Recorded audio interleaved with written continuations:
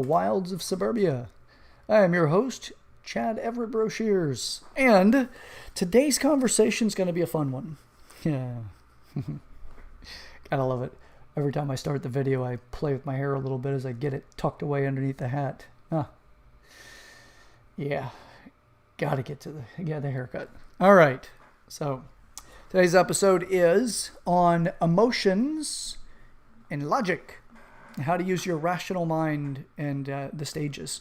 So, again, starting the video off, for those that may be listening or watching this for the first time, I'm not coming to you as a therapist. I'm not not a doctor in that sense or anything like that. I'm offering some insights into the way life occurs for me, as well as what I have managed to understand other people both by reading and interacting with them, interviewing, questions, that kind of thing. I also do read extensively. I am not a fan of fiction, although I know there's plenty of people that enjoy it.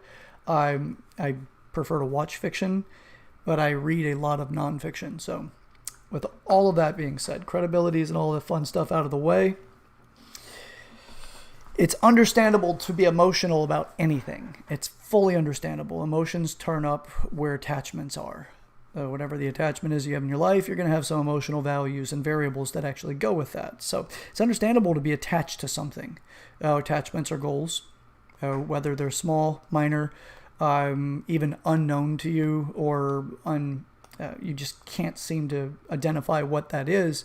If there's an attachment there, there's some sort of goal to achieve or accomplish. So a lot of the attachments that we have in our life are also unspoken. We just have them assumed based off of, an archetype from our history, an idea about the way something is supposed to go, whatever it might be. That's the attachment variable. And whenever it doesn't turn up that way, it's the emotional gripping. Now, you also have emotions that come in whenever you do get what you want. Sometimes you're not happy about what you want because you didn't realize what it really was. You were more attached to the idea of it than you were the actual thing. It could be, there's so many variables in this, but to keep it simple enough for this particular episode, it's something happens and immediately you get emotionally polarized. With that polarization, what do you do with it? How do you deal with that thing that just turned your emotions up? That aroused your emotions. Now, dealing with that is going to be a major piece of your future movements. If you're constantly finding yourself emotionally engaged and not able to come to a logical conclusion, sometimes we have to learn from what happens the first time because we're so caught and gripped with the emotion. We have to look back in hindsight and then figure out how to manage ourselves the next time an emotion comes into play. It's not uncommon. It's a learning process that we have. So with that, once we understand the efficiency of the outcome, then we have something that we can do with it. If you don't have any understanding of the outcome or how to actually put handles on it and create an efficiency element, so the next time something happens, you're more likely to repeat that same thing, have the emotional polarization. But with it, it's not always an equal outcome. It can look equal to you, but there's still the emotional carryover. I've had this happen before. I'm getting tired of it. You get that exhaustion starting to set in, the wear down element. And then you get to the point where I just don't want to tolerate it anymore. I don't want to deal with it. And then you react differently, but your reaction is more moving away from it or being hostile towards it than it is to try to rationally understand and move through it with the least amount of damage to yourself or to others or the situation overall. So with that, building out the rational element takes time, it takes practice. I regularly have to manage myself whenever something comes up. I had somebody earlier refer to me as actually being in a piece of, I'll use the more politically correct portion, referring to me as being a piece of crap. That's not exactly the words. It's just the one word. It begins with an S, but I'll try to keep this as family friendly as possible. Being referred to as that, the basis for that reference was that I suggested that, and I actually didn't suggest, I stated that there's always more information available than the knee-jerk reaction information. Like whenever something first, like the breaking story or whatever that is, the first bit of information you get typically isn't going to be all of the information. Or if you get all of the information, you have your emotions that get in the way based off that attachment or the information's polarization to an attachment to another situation. It can bog you down and you completely miss the next few things because you're emotionally charged. I stated that it is something better off that we get more information about, and also not, question the source of where you're getting information as well. There may be a motive or an agenda behind that.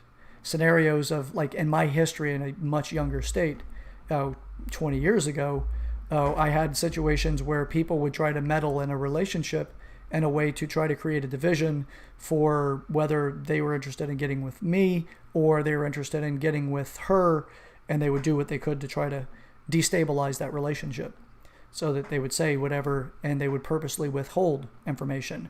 There is a term that's called white truths. There's also on the back end of that, there's white truths and black lies.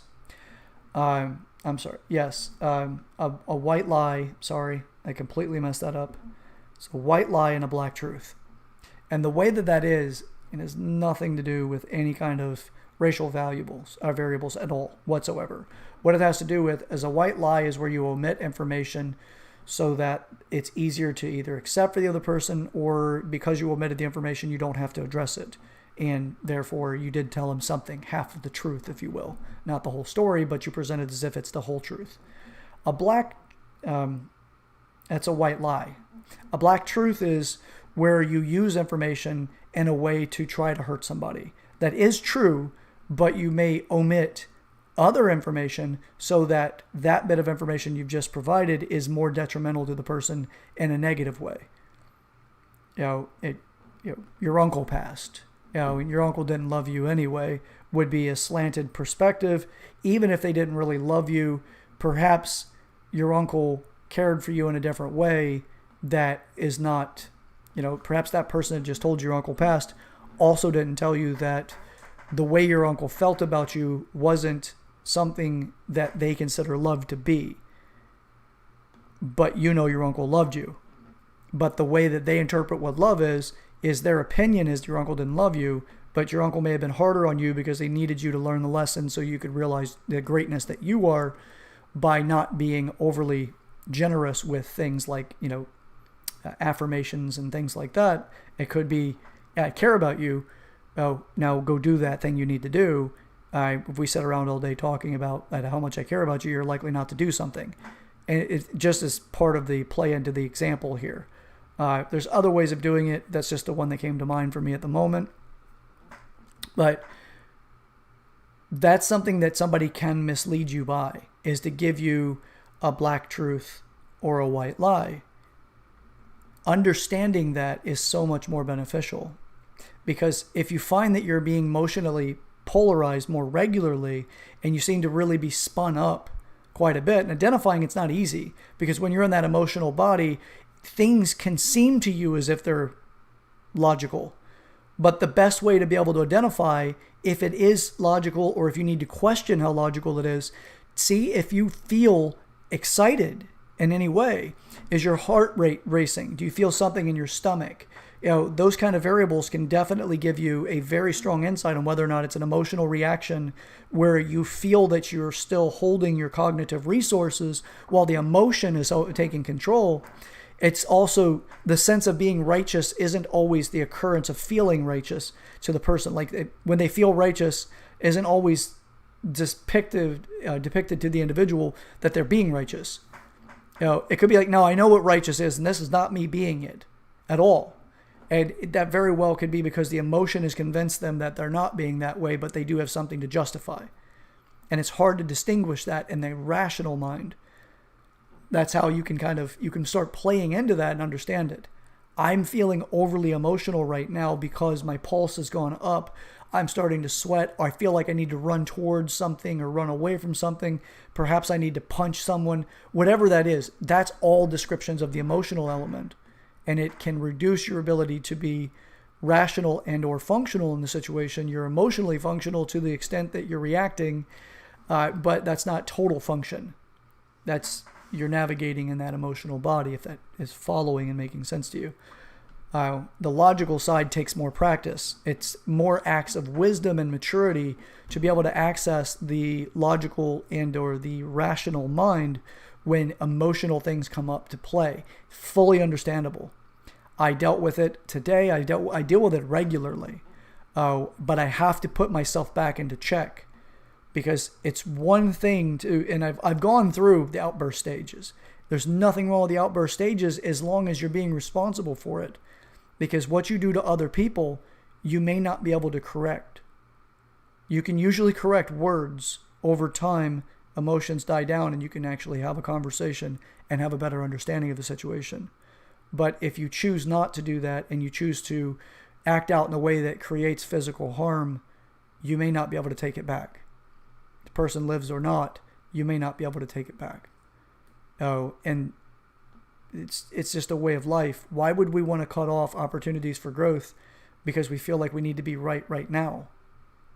Let's take our time. Being right isn't necessarily wrong, right? It's not wrong to want to be right, but it is damaging for your long-term outcome if you want to have more unison to berate somebody with righteousness.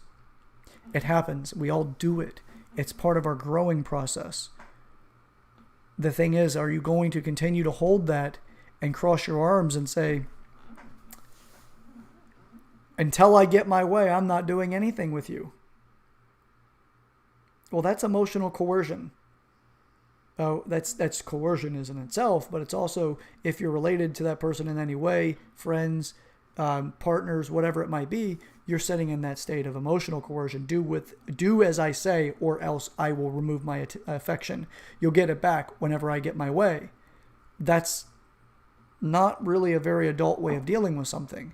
Now, you can do it that way, but if you want to mature beyond that, you're going to have to take a little bit more effort into putting your own emotions into a place where you can just say, I'm feeling very, very emotional right now. I need to actually breathe for a second, gather myself before we have this conversation. Versus, oh, you're about to get it. Those things can be detrimental for your goals in the long run. I'm also very interested in being able to sit with where I am right now in my life and enjoy the fact that I have accomplished what I have accomplished overall. And when I say that, I don't mean millions of dollars in the bank. I also mean like just who I am as a person. It takes effort to be the change you want to see in the world. But to me, I can't imagine a greater endeavor. And I'm doing everything I can to be as responsible as possible. And that means responsibility means keeping my emotional self in check. Now, there's times whenever I let out and I scream, or I'll have my emotional fit, but I do what I can to minimize the effect on other people. So that if I just need to let it out, I have the privilege and the sense of relief, euphoria that the relief brings, because I'm not going around suppressing everything. I want to be able to really feel life as it is as a whole, but I also want to be able to come up with a better outcome over time. So getting that forgiveness space. I need my time. I need my space. I will get back to you on this as soon as I can, but let me get this out right now. And forgive me, I'm going to leave, or whatever it is. And really be as responsible as you can for yourself, because this will help you construct the life that you want to have. Could you imagine if everybody behaved the way that you did whenever you were 22, if you're now 40? If everybody behaved the way that that person did to you moving forward, because you trained them when you were 22 to believe or to behave that way.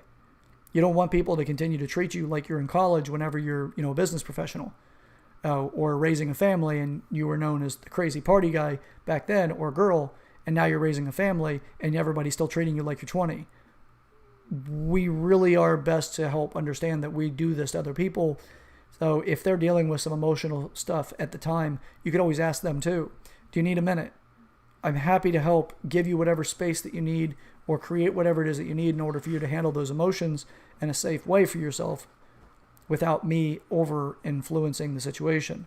I care for you enough to allow you to have that and not try to contaminate it by my suppression of it's all going to be okay. Just don't worry about it. So there's another way that we can approach this. So emotions are valid. Vet the emotion as much as you can without causing harm to other people. Much more preferably. I don't mean emotional harm, because there are people that have attachments with you that you don't even know that's going on, And for you to change course can have them feel emotionally harmed. That happens. It's something that as long as you're responsible, you can apologize and make amends, or you can let them know right in the very beginning, or what stage you are and you have the realization you're going to change course. However it is, you need to be responsible. But be responsible for the friendship. Care for it just as much as you care for what the idea of the person is. As much as you need to care for your idea of yourself. There's another famous psychologist that says, care for yourself as if you were caring for your own child. Care for you as much as you would care for a loved one. That's a pretty interesting thing, because a lot of people don't give themselves that much forgiveness. They don't give themselves that much nurturing and care. They don't give themselves the right elements to be able to live a very satisfied and rewarded and self-cared life. My next episode, I'm going to go ahead and close up now because I feel like I babbled a little bit or going on a little long on this one. I hope that this has been insightful. The next episode is going to be on it's healthy selfish. I've recorded on this over 5 years ago. I think it's time to bring back the conversation and put it into its own context. So look forward to that on the next episode. Again, healthy selfish. It's a really interesting one to get into, but it is how you balance yourself out so you don't become a martyr of your own life, or have somebody take more than they need and you don't stop them because you're too humble. So, or you don't want to come across looking selfish or whatever. So we'll get into that on the next episode. For now, though, thank you so much for watching. I really do appreciate this. If it seems like my energy is a little bit low today, or just not quite the same as I've been in some of the other videos, it's just been a pretty interesting day. It's a fairly exhausting day. I am committed to at least recording 6 days a week. This is not out of the recording days. This is required for me for my own goals. And it's all a process. It's all a practice. So forgive as much as you need to, being a witness and watching. And at the same time, I'm giving myself the same forgiveness. And I'm managing where I'm at. And that's what I hope for all of us. So with that, again, this is Chad Everett Brochures. I am the host of Growing Up in the Wilds of Suburbia. I'm happy to have you guys here, guys and girls. I'm happy to have you here and playing this game of life with me. We're in this together. We can all overcome any challenges that we have, especially when we do it together. So with that, thank you so much. Like, share, hit the bell notification, subscribe to the channel. Every bit does help, even if it's just being one more number in the group. But listen to the videos, comment on them, share them with people in your life you feel would help. This would help. There's a lot of people right now that feel like they're lost. I'm not saying that I'm the one that will help them be found all the way around, but if these insights might help and you don't know if they will or not, you shoot it over and just suggest it. All right. With that, thank you again. I really do appreciate all of you, and I look forward to our next video. Until next time, remember, your emotions are good. They're good to have them. They're okay to vet them. Just try to be as responsible as you can for them and grow from what you've witnessed. So until next time, guys, thank you so much. We'll see you soon.